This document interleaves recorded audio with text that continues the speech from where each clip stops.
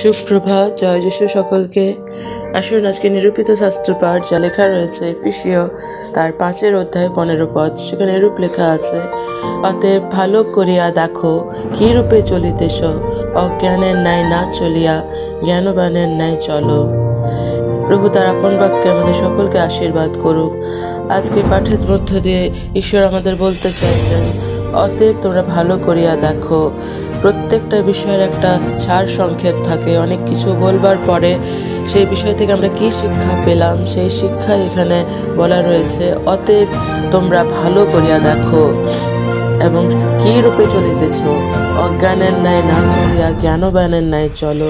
এই নতুন বছরে ঈশ্বর সদাপ্রভু চান যেন আমরা অজ্ঞানের ন্যায় না চলে জ্ঞানবানের ন্যায় চলতে পারি। প্রভু আমাদের সকলকে অজ্ঞানের ন্যায় মূর্তি দেখতে চান না, কারণ ঈশ্বরের বাক্য বলে, আমার প্রজারা আমার জ্ঞানের অভাবে মারা পড়ছে।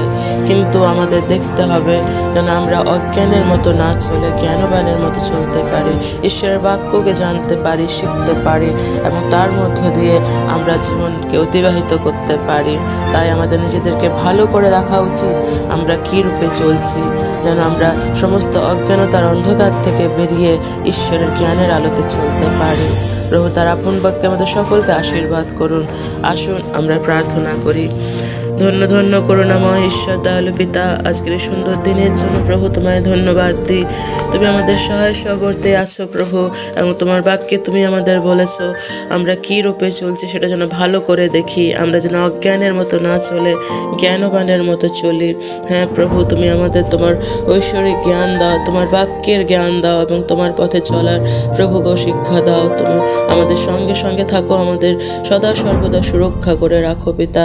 হ্যাঁ প্রভু, এই নতুন বছরে আমরা যেন সমস্ত অজ্ঞানতার অন্ধকার থেকে বেরিয়ে তোমার জ্ঞানের আলোতে চলতে পারি, সেরূপ দয়া অনুগ্রহ করো। আমাদের সকলের সঙ্গে সঙ্গে থাকো। এই ছোট্ট ক্ষুদ্র প্রার্থনা দয়ালু প্রিয় যিশু তোমার নামে চাই, আমেন। জয় যিশু সকলকে, ধন্যবাদ।